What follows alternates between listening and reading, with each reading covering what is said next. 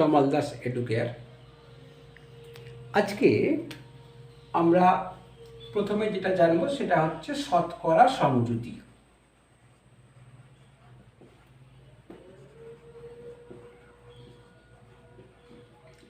মাস percentage.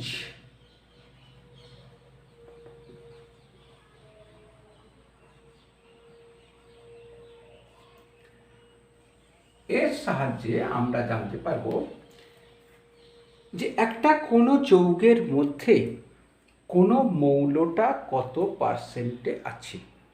অর্থাৎ 100 ভাগ যদি আমরা যৌগটাকে নিই তাহলে সেই সংশ্লিষ্ট মৌল কত পার্সেন্টে আছে সেটা আমরা জানতে পারবো। বা ওইটা যদি দেয়া থাকে, মাস পার্সেন্ট যদি দেয়া থাকে, তাহলে আমরা বুঝতে পারবো যে কতটা রয়েছে, এবং তা দিয়ে আমরা বিভিন্ন প্রবলেম আমরা সলভ করতে পারি। যেমন দেখো, যে আমি মনে করো, অর্থাৎ আমি এটি কি বলবো, শতকরা সমজুতি বিষয়টা কি, শতকরা সমজুতি এইটা ইকুয়াল টু সংশ্লিষ্ট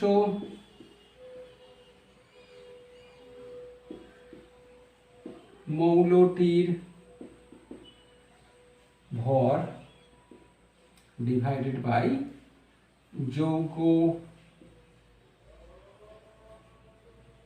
যৌগটির আণবিক ভর গুণিত 100। যেমন সব থেকে সহজ জিনিস হয় এখান থেকে, যে ধরো ক্যালসিয়াম কার্বনেট এর আণবিক ভর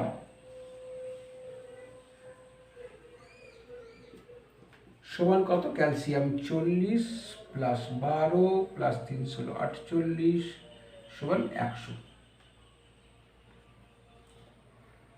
তাহলে এর মধ্যে যে কোনো আমরা মৌলের যদি মাস পার্সেন্ট বের করি তাহলে আমরা সেই তার আণবিক ভর, তার পারমাণবিক ভরটাই হয়ে যায় মাস পার্সেন্ট।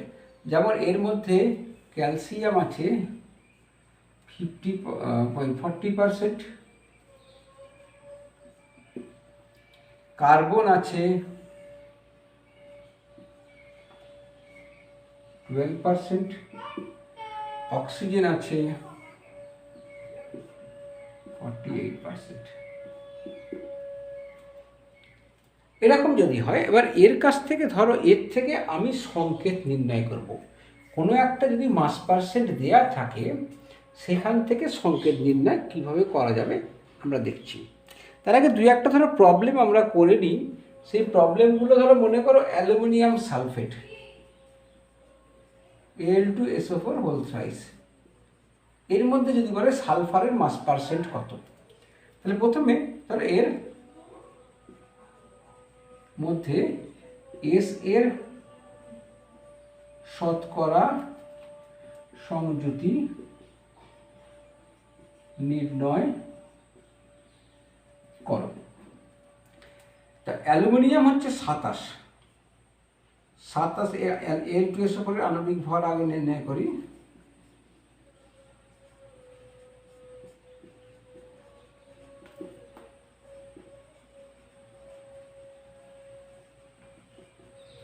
অ্যালুমিনিয়াম 27 গুণিত 2 plus S 32 plus 16 into 4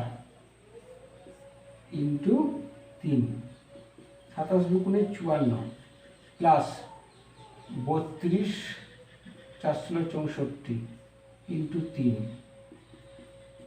54 plus এটা 96 ইন্টু 3 ইকুয়াল টু কত দাঁড়াচ্ছে, 54 প্লাস 318 8, 3 9 27 28,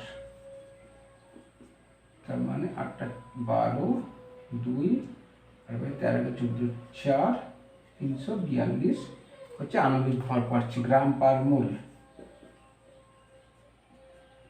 এখন এর মধ্যে সালফারের যদি শতকরা সমজুতি নির্ণয় করতে বলে, তাহলে সালফার কতটা আছে এর মধ্যে, এখানে খেয়াল করতে হবে। সালফার আছে, দেখো একটা সালফার কিন্তু 3 দিয়ে গুণ করা আছে, তাহলে 3 ইন্টু 32, তো 342 গ্রাম Al2SO4 হোল থ্রাইস এর মধ্যে এস আছে, সালফার আছে, সমান 3 ভাগ আছে, তার মানে 32 ইন্টু 3 ইকুয়াল টু 96 গ্রাম। তাহলে অতএব মাস পার্সেন্টেজ, অতএব শতকরা, অতএব এস এর শতকরা সংযুতি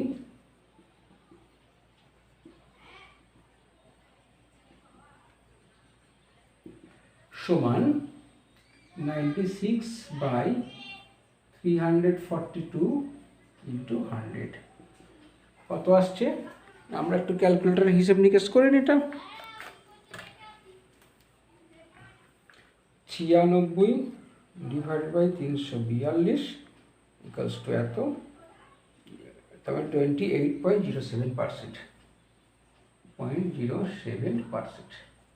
এইটা হয়ে গেল। এরকম করে সবগুলোরই আমরা Al2SO4 হোল থ্রাইসের মধ্যে বের করতে পারবো। আর একটা প্রবলেম দেখুন, যদি বলে যে শোধক কপার সালফেট, শোধক কপার সালফেটের মধ্যে কপারের মাস পার্সেন্ট নির্ণয় করো।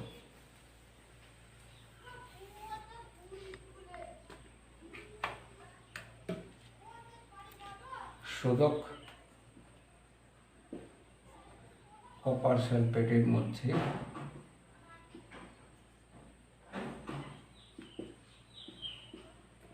Cu এর শতকরা সংযুতি কত? কারণ শোধক কপার সালফেট বলতে তোমাদের এটা জানতে হবে, শোধক কপার সালফেটের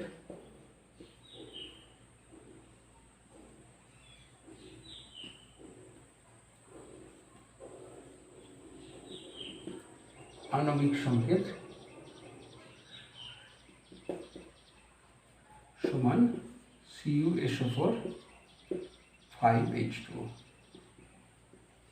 তাহলে Cu হচ্ছে 63.5 plus 32 plus 4 into 16 plus 5 into 2 plus 16, তাহলে 63.5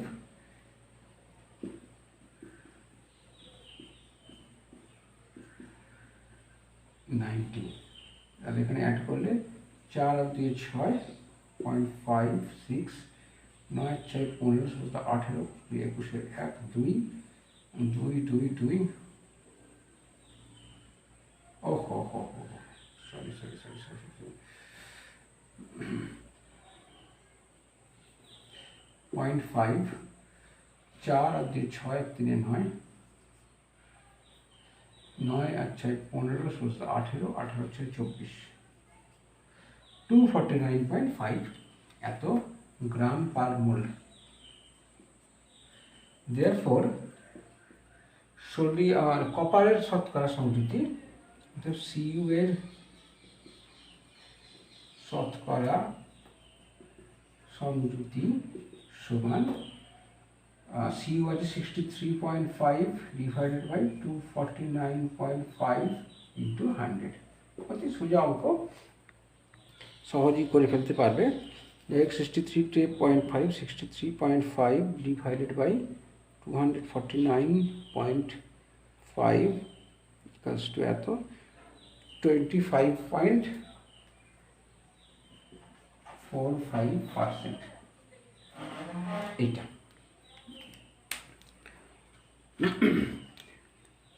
এবার এইখান থেকে শতকরা সংযুতি থেকে তোমাদের একবার 2018 সালে জলের যে হাইড্রোজেন অক্সিজেন তাদের শতকরা সংযুতি বের করতে দিয়েছিল, তো খুবই সোজা জলের ক্ষেত্রে।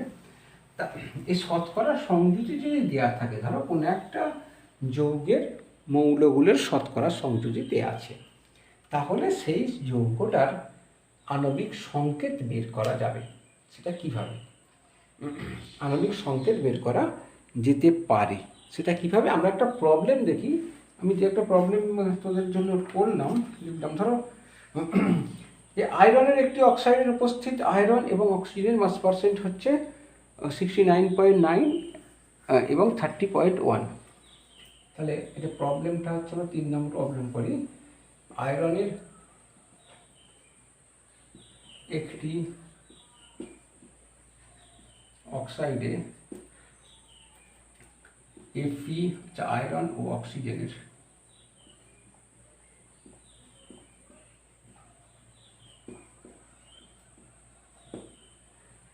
শতকরা সংযুতি হলো যথাক্রমে 69.9 এবং 100 থেকে এটা বাদ দিলে কত হচ্ছে 30.1। যৌগটির সংকেত নির্ণয় করো।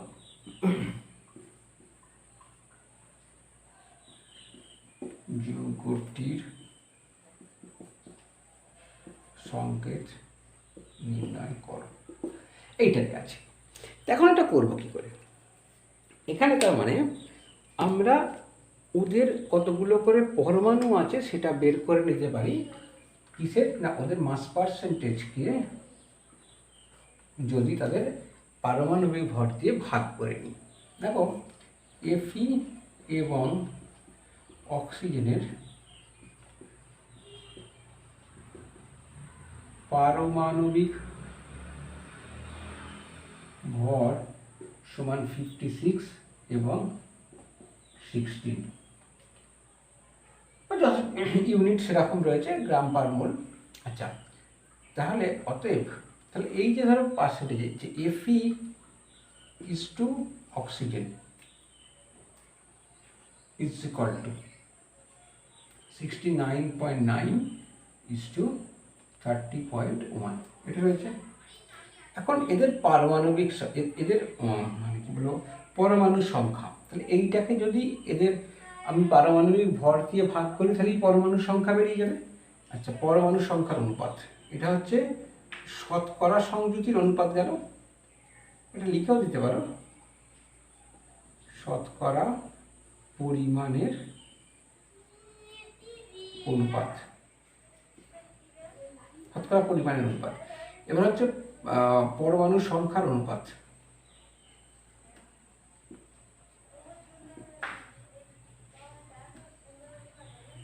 পরমাণু সংখ্যার অনুপাত আমরা কি পাবো? Fe is to O is equal to 69.9 divided by 56 is to 30.1 divided by 16 equals to, আমরা যেটা পাচ্ছি 69.9 divided by 56 is equal to 1.248 is to 30.1 divided by 16 equals to 1.88 এটা 881। এখন এইটা করতে গেলে এখান থেকে কিছুই বোঝা যাচ্ছে না, তাই তো? তাহলে এখান থেকে বুঝতে গেলে আমাদের কোনো একটাকে এক করে দিতে হবে, যে কোনো একটাকে। তাহলে 1.248কে ধরো আমি এক করে নিলাম, 1.248 is equal to 1.881, 1.248 is equal to, এটা তো 1 পেয়ে যাচ্ছি। তাহলে 1.881 divided by 1.248 equals to 1.5 মোটামুটি এরকম। তাহলে এইটাকে এবার দেখো সলভ করতে পারি। এইটা 1.5 মানে কি, 1 ডিভাইড বাই 3/2, তাহলে ইকুয়ালস টু, এখানটা দেখো 2, তাহলে 2 দিয়ে যদি মাল্টিপ্লাই করি 2:3। তার মানে দুটো Fe এর অণু থাকলে, পরমাণু থাকলে অক্সিজেনের পরমাণু আছে 3টি। তাহলে পরমাণু সংখ্যার অনুপাত পেয়ে গেলাম। অতএব যৌগটির সংকেত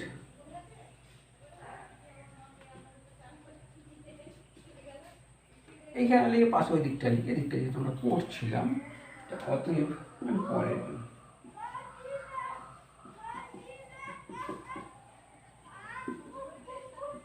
Fe2O3, ঠিক আছে। এরকম করে আমরা কিছু অঙ্ক করতে পারি। আর একটা অঙ্ক তোমাদের বলি, ধরো বলছে একটি ধাতু এক্সের দুটি অক্সাইডে অক্সিজেনের পরিমাণ, আর একটা অঙ্ক তুলে দিচ্ছি নিয়ে,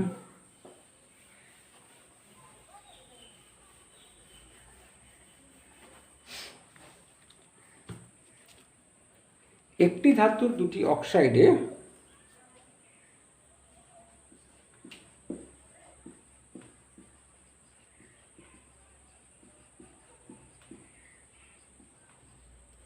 একটি ধাতু ধরো এক্স, এটা এক্স আছে, দুটি অক্সাইডের অক্সিজেনের পরিমাণ যথাক্রমে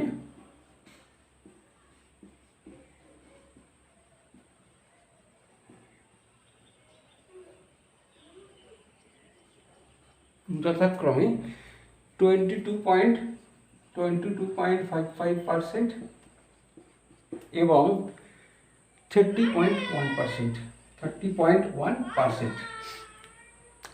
বলছে প্রথম সংকেত এক্স হলে দ্বিতীয়টির সংকেত কি হয়? প্রথম যৌগের সংকেত এক্স ও হলে দ্বিতীয় সংকেত কি হবে? এখানে যদি আমরা অঙ্কটা অ্যানালিসিস করি আগেরটার তুলনায়, আগেরটায় একটা অক্সাইডের কথা বলেছিল, সেক্ষেত্রে পার্সেন্টেজগুলো দিয়ে দিয়েছিল, যে পরমাণুগুলো উপস্থিত তাদের পার্সেন্টেজ দিয়ে দিয়েছিল, সেখান থেকে আমরা সহজেই অক্সাইডের সংকেতটা নির্ণয় করতে পেরেছিলাম। কিন্তু এখানে যেটা দিয়েছে সেখানে হচ্ছে যে কোন পরমাণু সেটাই দেয়নি, এটা এক্স দিয়েছে। এক্স মানে কি না, এটাকে আমরা জানি না, তার মানে এর পারমাণবিক ভরটা আমি জানি না। তাহলে এখানে দুটো অক্সাইডের কথা বলেছে, দুটো অক্সাইডের থেকে আমরা পারমাণবিক ভরটা একটা থেকে নির্ণয় করে নেব। তো ধরে নিলাম যে এক্স এর পারমাণবিক ভর সমান এ গ্রাম পার মোল। তার মানে প্রথম অক্সাইড এক্স ও এর আণবিক ভর সমান এ প্লাস 16 গ্রাম পার মোল। অতএব অক্সিজেনের দ্রুত অক্সিজেনের পরিমাণ বলতে অক্সিজেনের শতকরা সংযুতি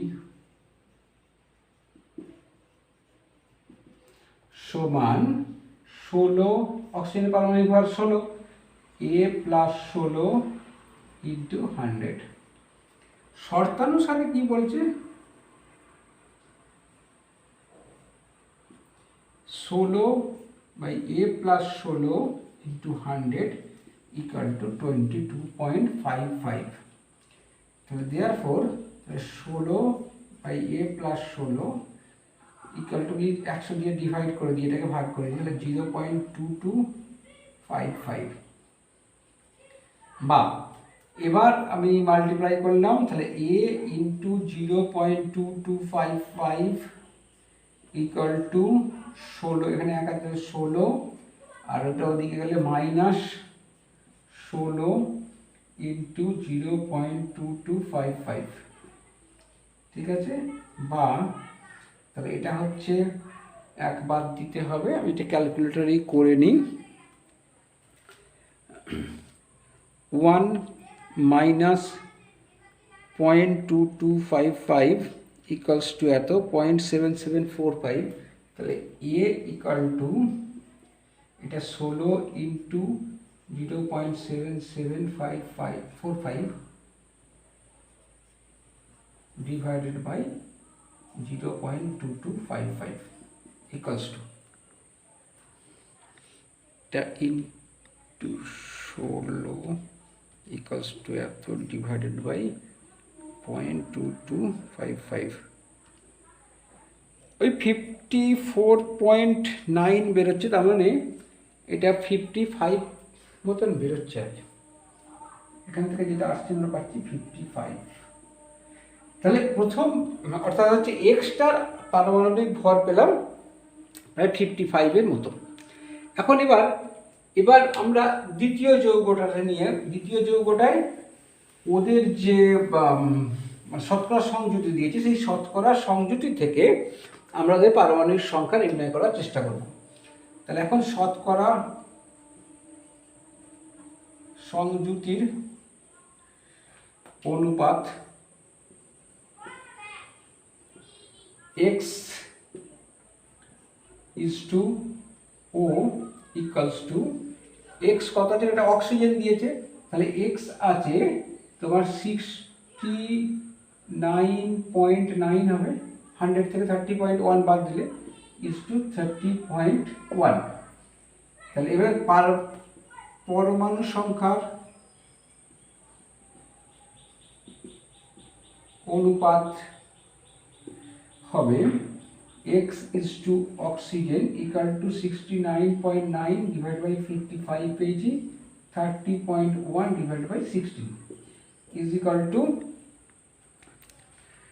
69.9 divided by 55 equals to 1.27. 1.27 is to 30.1. 30.1 divided by 16 equals to 1.88. 1.88 equals to, তাহলে এইটা যদি আমরা 1 করে নিই is to 1.88 divided by 1.27 is equal to 1 is to 1.88 divided by 1.27, এটা বলে গেল কটা, 1.27 equals to 1.48 মতন আসছে মোটামুটি। আমরা রাফলি এটা ধরে নিলাম 1.5, এটা তোমরা ধরেই নেবে, কারণ না হলে তো পূর্ণ সংখ্যায় আসবে না। সমান হচ্ছে 2:3। তাহলে অতএব অন্য যৌগটির সংকেত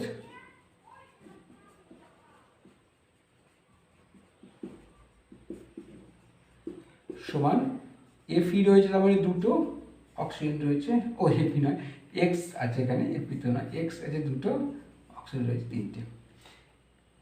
এইটা গেল তোমাদের এই অঙ্কটা। হিমোগ্লোবিনে আয়রন পরমাণু থাকে আমরা জানি। তা একটা নমুনা এরকম বলছে, হিমোগ্লোবিনে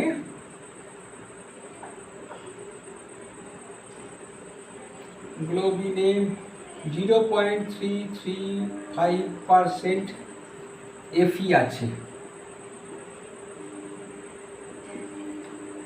যদি এর আণবিক ভর হিমোগ্লোবিনের আণবিক ভর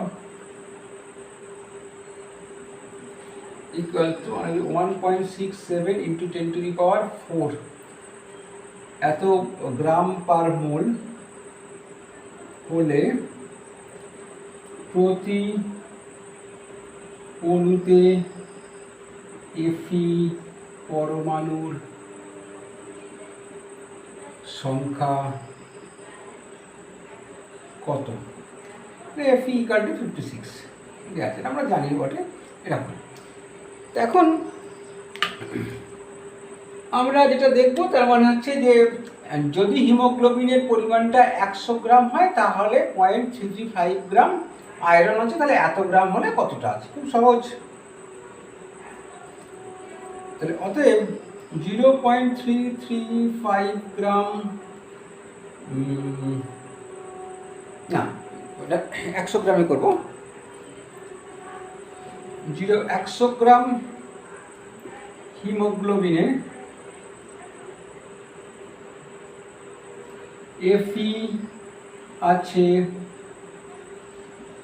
0.335 গ্রাম, তাহলে 1 গ্রাম হিমোগ্লোবিনে Fe আছে 0.335 ডিভাইডেড বাই 100 এত গ্রাম, 1.67 ইন্টু 10⁴ গ্রাম হিমোগ্লোবিনে Fe আছে, সমান 0.335 into 1.67 10⁴ divide by 100 equals to, এটা ক্যালকুলেটরে দেখবো আমরা কত আসছে, 0.335 ইন্টু 1.6। আচ্ছা, আর একটা জিনিস আমরা করে নিই এখান থেকে, এটা করব। তাহলে এখানে অতএব এটাতে 56 দিয়ে ডিভাইড করলে এত গ্রামেতে Fe যত পরিমাণ পাবো সেইটা যদি 56 দিয়ে ডিভাইড করি তাহলে পরমাণুর সংখ্যা হবে। অতএব Fe এর পরমাণুর, আচ্ছা হিমোগ্লোবিনের একটি অণুতে, অতএব হিমোগ্লোবিনের একটি অণুতে Fe এর পরমাণুর সংখ্যা সমান 0.335 into 1.67 into 10⁴ divide by 100 into 56। এইবার এটা আমরা ক্যালকুলেশন করলে একবারে পরমাণুর সংখ্যাটা বেরিয়ে আসবে আশা করছি। 0.335 ইন্টু 1.67 এক্সপোনেনশিয়াল 4 ইকুয়ালস টু এত, ডিভাইডেড বাই 5600 ইকুয়ালস টু ওই 0.99 এরকম আসছে, এটা আসছে 0.999, তার মানে এটাকে আমরা 1 ধরে নিতে পারি। তাহলে অতএব Fe হিমোগ্লোবিনের প্রতি অণুতে Fe এর পরমাণু সংখ্যা একটা। এখানেই করা হয়ে গেছে, আমরা লিখব না, পরমাণু সংখ্যা 1, এটা হচ্ছে অ্যান্সার। ঠিক আছে, এইরকম কিছু কিছু তোমাদের প্রবলেমের সঙ্গে পরিচিত হতে হবে। শতকরা সংযোগী এই পর্যন্ত করলাম। এরপরে আমরা যেটা করব স্থূল সংকেত আর আণবিক সংকেত।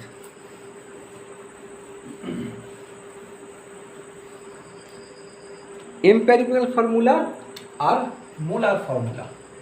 স্থূল সংকেত,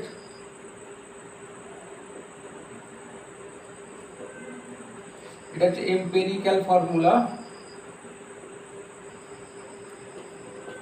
এবং আণবিক সংকেত, এটা হচ্ছে মোলার ফর্মুলা।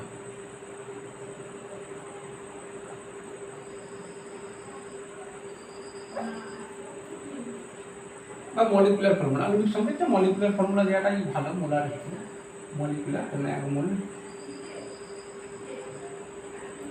আচ্ছা, এখন স্থূল সংকেত বিষয়টা কি? স্থূল সংকেত মানে যদি একটা অণুতে যে সমস্ত পরমাণুগুলো উপস্থিত আছে সেই পরমাণুগুলো, তাদের যদি সেই পরমাণুর সংখ্যার অনুপাতকে আমি লঘিষ্ঠ আকারে প্রকাশ করি, তাহলে যেটা পাবো সেইখান থেকে যে সংকেত তৈরি হবে তাকে বলবো স্থূল সংকেত। কী বললাম আমি একটুখানি দেখাই।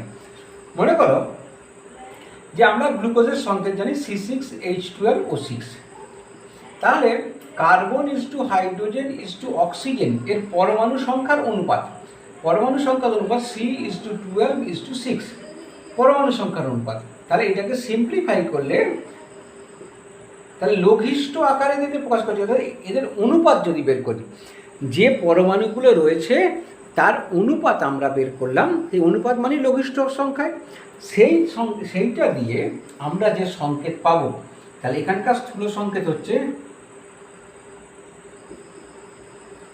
সমান সি একটা আছে, হাইড্রোজেন দুটো আছে, অক্সিজেন একটা আছে।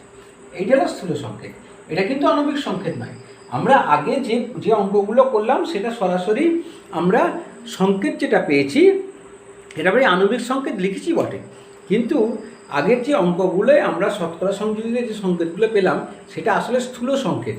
কিন্তু ওখানের ক্ষেত্রে আমি পরবর্তী ডিসকাশনে তোমাদের বুঝিয়ে দিতে পারবো যে ওখানের ক্ষেত্রে যদি ওই যে সংকেতগুলো আমরা নির্ণয় করতে হলে Fe2O3 এইরকম, ওদের যদি আমরা মোলার ভর নিতাম তাহলে দেখাতো ওই Fe2O3টা যতটা পরিমাণ মোলার ভর বোঝাচ্ছে তার মোলার ভর কিন্তু ততই। কিন্তু এর ক্ষেত্রে দেখো এই যে C6H12O6 এর আণবিক ভর সমান কত হবে?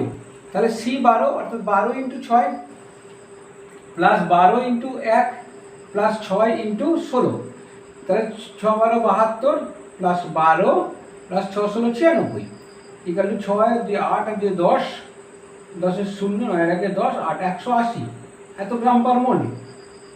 কিন্তু এইখান থেকে যেটা পাচ্ছি, এখান থেকে কত পাচ্ছি স্থূল সংকেত থেকে যে ভর পাচ্ছি কার্বনের 12 প্লাস হাইড্রোজেনের 2 প্লাস অক্সিজেন 16, তাহলে 16 আর 14 30 পাচ্ছি। এখন এই 30কে যদি আমরা n দিয়ে যে এইটা যে সংখ্যাটা এখানে এইটা সিম্পলিফাই করার জন্য যে সংখ্যাটা দিয়ে ভাগ করতে হয়েছে সেইটাকে যদি আমরা n ধরি, অর্থাৎ আমরা ধরে নেব ধরি আণবিক সংকেত। আণবিক সংকেত হচ্ছে CH2ON।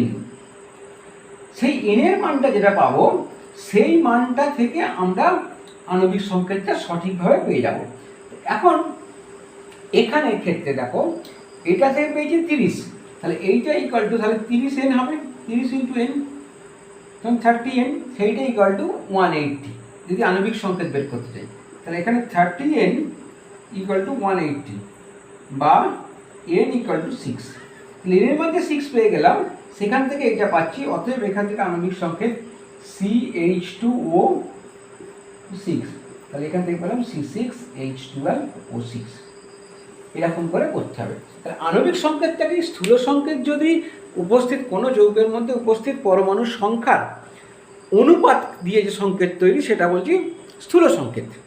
আর আণবিক সংকেত তাহলে কী বলবো না, একটা অণুতে সঠিক এক্স্যাক্ট যে সংখ্যায় পরমাণুগুলো উপস্থিত আছে সেই সংখ্যা দিয়ে যে আমরা সংকেত পাই সেটা হচ্ছে আণবিক সংকেত।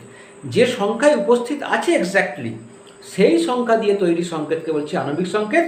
আর ওই সংখ্যাগুলোর পরমাণু সংখ্যার অনুপাত করে যে সংকেতটা পাচ্ছি সেইটাকে বলছি আমরা স্থূল সংকেত। এসো এই সম্বন্ধে কতকগুলো আমরা অঙ্ক করি। অঙ্কগুলো আমি করেছি, যেমন তোদের একবার পরীক্ষায় পড়েছিল যেটা, আচ্ছা ঠিক আছে, পরীক্ষায় পড়েছিল কয়েকটা অঙ্ক আমি বলে দিচ্ছি। এখান থেকে এই যে ফর্মুলাটা করলাম এইভাবেই অঙ্কগুলো করতে হবে। 1 নম্বর অঙ্ক বলছি একটি যৌগের এত % হাইড্রোজেন, এত % কার্বন এবং এত % ক্লোরিন আছে, মোলার ভর 98.969 হলে যৌগটির স্থূল সংকেত কত? তাহলে একটি যৌগে তাহলে আছে কি কার্বন, হাইড্রোজেন আছে, হাইড্রোজেন আছে 4.09%, 4.07%। আচ্ছা, কার্বন আছে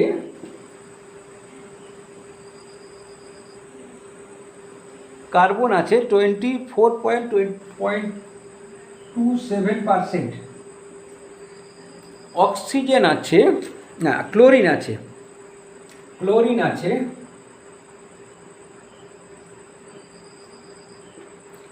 71.6765%। এইটা তাহলে যৌগটির মোলার ভর, এটা মোলার ভর দিয়েছে, মোলার ভর 98.969, মোলার ভর 98.969 গ্রাম পার মোল হলে আণবিক সংকেত নির্ণয় করো।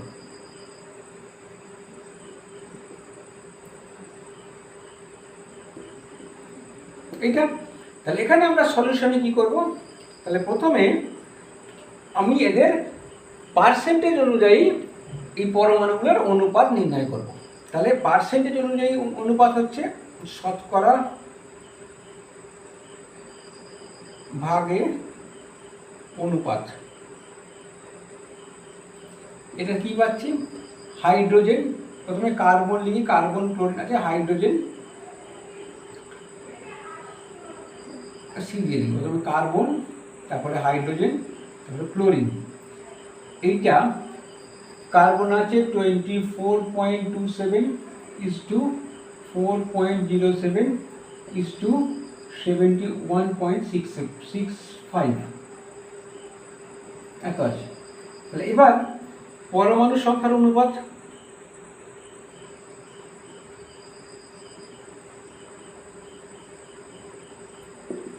সেখানে কী হবে, এদের পারমাণবিক ভর দিয়ে ভাগ করবো। 24.27 divided by 12, 4.17 07 divided 1, 71.65 divided by 35.5 equals to, এইটা প্রায় যেটা পাওয়া যাচ্ছে, দেখো পূর্ণ সংখ্যায় নেবো, ফ্র্যাকশানগুলোকে বাদ দেবো, এটা প্রায় পাওয়া যাচ্ছে 12, 12 24 দশমিক 02 24 3 12 24 2 5 এরকম একটা ইজ টু 4.07 ইজ টু এটা 71 পয়েন্ট ওই 2.01 এরকম একটা পাওয়া যাবে, 2.01, বা আরেকটু যদি ডিভাইডটা দেখেই নিই একবার আন্দাজে করার থেকে, 71.65 ডিভাইডেড বাই 35.5 ইকুয়ালস টু 018 এরকম আসছে। তো এখন দেখো এটাকে যদি আমি সিম্পলিফাই করতে চাই, প্র্যাকটিক্যালি এইটা দিয়ে যদি ডিভাইড করি, এটা 18 আছে, তাহলে যেটা এতে সব থেকে ছোটো সেটা দিয়ে ডিভাইড করবো, 0.0225 divided by 2.018 is to 4.07, 2.018 is to 1 equals to 2.225 divided by 2.018 equals to 1.002 1.002, আর এটা পাবো 4.07 divided by 2.018 equals to 2.01, এরকম আসছে 17 মতো, এটা হচ্ছে 1। তাহলে মোটামুটি আমরা এটাকে ধরে নিতে পারি 1:2:1। তাহলে অতএব স্থূল সংকেত পেলাম, অতএব যৌগটি স্থূল সংকেত, এটা নিচে করবে তোমরা, পাশে নয়, সমান কার্বন একটা, হাইড্রোজেন দুটো, ক্লোরিন একটা। তা এবার বলি ধরি আণবিক সংকেত সমান CH2Cl টু N, ঠিক আছে। এখন এই যে আণবিক সংকেত এটা পাওয়া গেল, এখান থেকে আমরা এটা বের করে দেখি আণবিক সংকেত অনুযায়ী তার ভর কত হচ্ছে।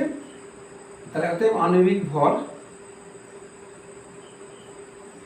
ভর কার্বনের 12, হাইড্রোজেন 2 প্লাস 35.5 ইন্টু N, তাহলে 12 আর দিয়ে 14, 14 আর 35 আর 14 49, 49.5 ইন্টু N। তাহলে এখন শর্তানুসারে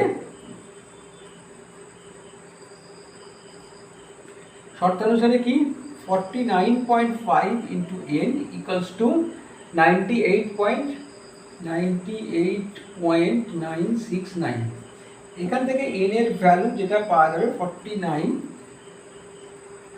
প্রায় ওই রকমই 2 এর মতনই পাওয়া যাবে নিশ্চয়ই, 98.969 ডিভাইডেড বাই 49.5 ইকুয়ালস টু 1.99 এরকম আসছে, 1.999।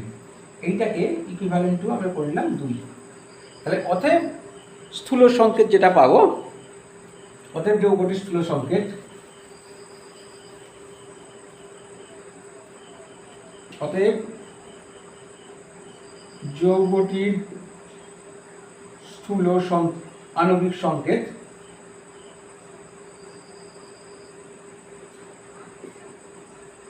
সমান তোমার আসছে তাহলে CH2Cl ইন্টু 2, তো C2H4Cl2, এটা হলো আণবিক সংকেত।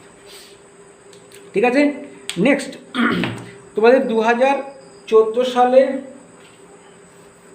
একটা পড়েছিল অঙ্ক, খুব সোজা, 2014 সালে একটা দিয়েছিল, সেটা হচ্ছে যে যদি কার্বন হচ্ছে 2 নম্বর, এটার কথায় তোমরা লিখে দেবে কার্বন হচ্ছে 40%, হাইড্রোজেন হচ্ছে 6.67%, আর অক্সিজেন হচ্ছে 53.33%। অক্সিজেন সমান 53.33% হলে তাহলে, আর আণবিক ভর দিয়ে দিয়েছে এত, আণবিক ভর সমান 30 গ্রাম পার মোল, এটা দিয়ে দিয়েছে। তাহলে এখান থেকে এর আণবিক সংকেত নির্ণয় করতে হবে। তাহলে এখান থেকে পরপর আমরা করে যেতে পারবো, ওইভাবেই আমি তাড়াতাড়ি করে নিচ্ছি। তাহলে এদের শতকরা সংযুতির অনুপাত C/H/O = 40:6.67:53.33। তাহলে পরমাণু সংখ্যার অনুপাত পাবো কত? 40। পরমাণু সংখ্যার অনুপাত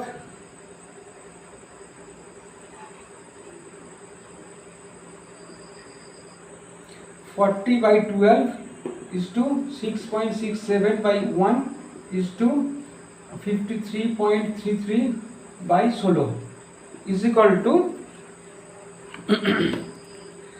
40/12, 40 divided by 12 equals to 3.33, 3.33 is to 6.67 is to 53.33 divided by 16 equals to 3.33, 3.33। তাহলে মেজারমেন্ট বুঝতে পারছি 3.33 ছোট, এটা যদি সবাইকে ডিভাইড করি তাহলে 1 আসবে, এটা 2 আসবে, এটা 1 আসবে, মোরালেস মোটামুটি। তাহলে অতএব স্থূল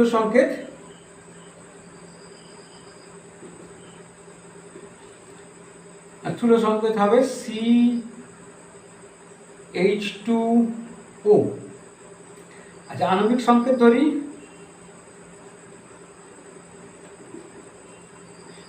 CH2O × N। তাহলে এখান থেকে আণবিক ভর সমান কার্বন 12 + 2 + 16 × N, 16 আর 30 × N 30 N পেলাম, 16 আর 14।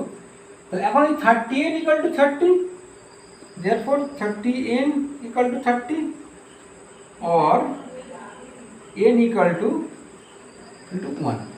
তাহলে অতএব আণবিক সংকেত CH2O একটি করে এটা ভেঙে নিলে HCHO হবে আর কি।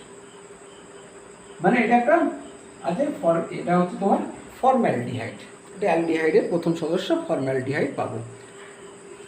এই অঙ্কটাই 18 সালে দিল, আবার এইখানটায় শুধু 180 দিয়ে দিল, আণবিক ভরটাকে করে দিল, চেঞ্জ করে দিল 180 গ্রাম। তাহলে আণবিক সংকেত নির্ণয় করো। তাহলে এখান থেকে তখন 180 গ্রাম পাবো, এটা 30N।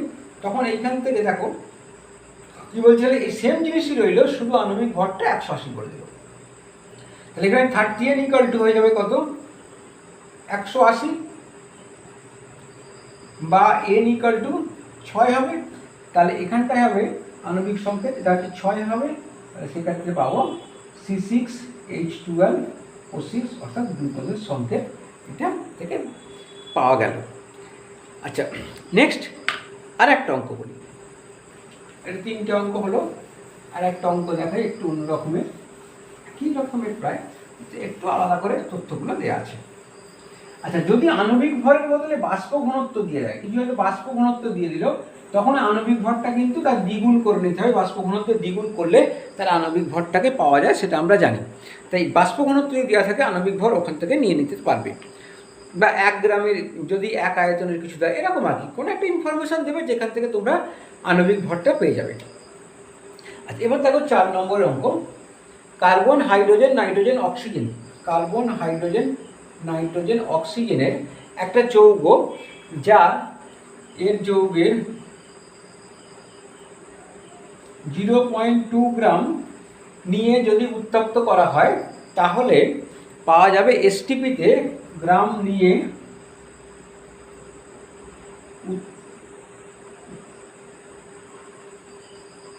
উত্তপ্ত করলে এসটিপিতে উৎপন্ন নাইট্রোজেনের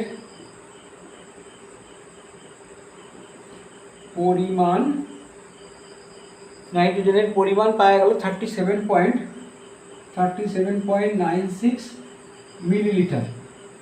আচ্ছা, যৌগটিতে কার্বনের পার্সেন্টেজ হচ্ছে তোমার 40.67%, আর আছে তোমার হাইড্রোজেনের পার্সেন্ট 8.47, হাইড্রোজেন আছে 8.47% হলে আর স্থূল সংকেত নির্ণয় করতে হবে। ফলে যৌগটির স্থূল সংকেত নির্ণয় করো। এখন ব্যাপারটা হচ্ছে কি, এটাই একটাই জিনিস, যে চারটে তো জিনিস আছে, তার মধ্যে দুজনের পার্সেন্টেজ দেওয়া আছে। নাইট্রোজেনেরটা একটা তথ্য দেওয়া আছে, সেখান থেকে তার পার্সেন্টেজটা বের করে নিতে হবে, আর অক্সিজেনটা আমরা সেখান থেকে সাবট্র্যাক্ট করে পেয়ে যাব। তাহলে এখন দেখো, এসটিপিতে এত ml নাইট্রোজেন মানে তার পরিমাণটা কত আছে, 0.2 গ্রাম নিয়ে উত্তপ্ত করেছে, তাই তো? তাহলে তোমার এটা হচ্ছে 37.96 ml নাইট্রোজেন আছে। তাহলে 37.96 ml নাইট্রোজেনের ভরটা কত আগে দেখে নিই, ঠিক আছে? তাহলে দেখো, এসটিপিতে আচ্ছা, নাইট্রোজেনের N2 এর মোলার ভর হচ্ছে 28,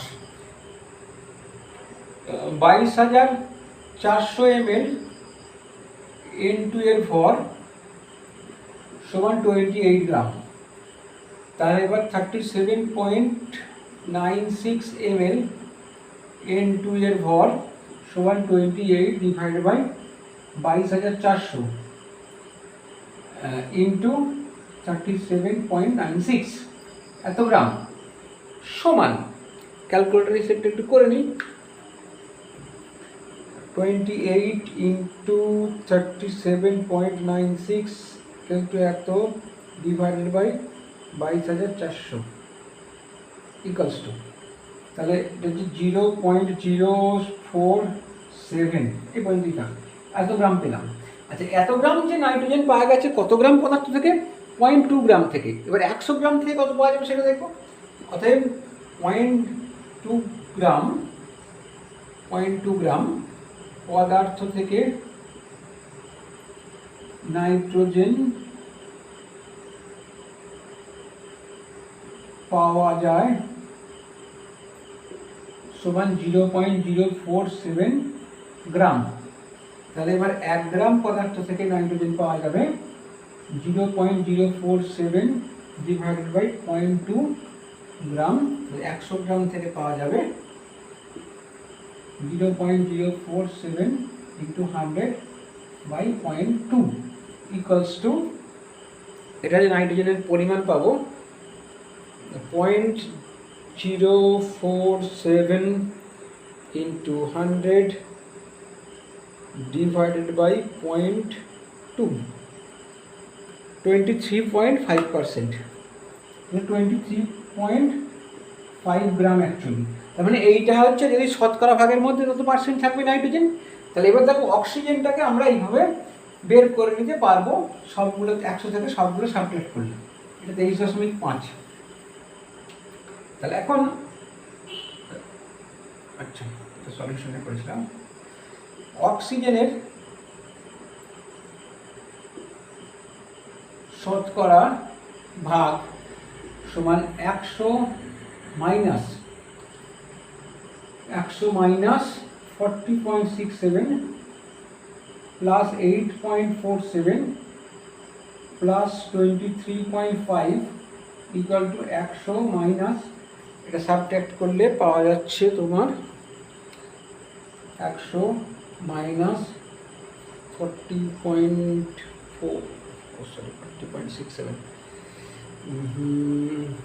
40.67 মাইনাস 8.47 মাইনাস 23.5 ইকুয়ালস টু 27.36, এটা যা একটা আসবে এটা অ্যাড করে নেবে 27.36 এত। এবার আমি তাদের শতকরা অনুপাতে ভাগ আর পরমাণু সংখ্যার ভাগাভাগি করে দিই। পরমাণু সংখ্যার অনুপাত,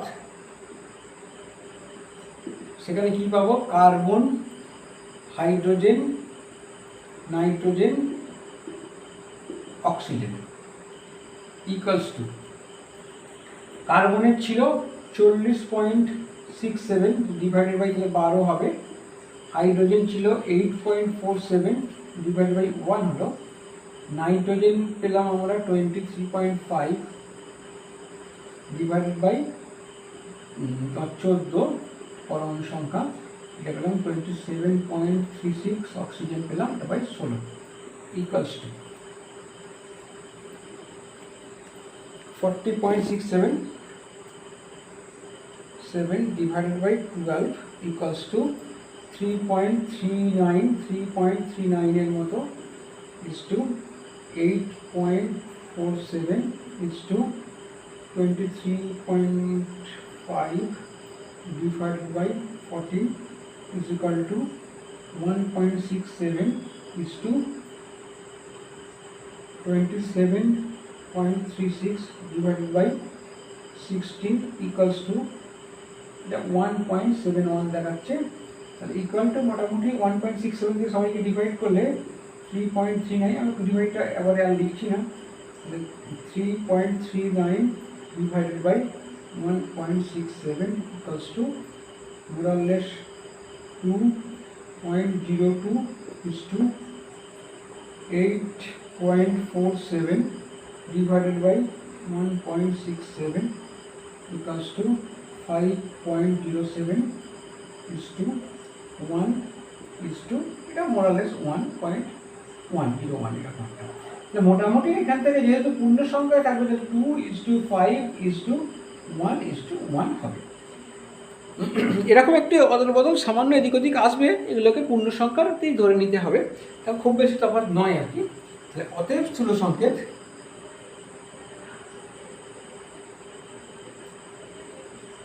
সমান C2H5 নাইট্রোজেন একটা N, অক্সিজেন একটা O, এইটা গেল তোমাদের পেলাম।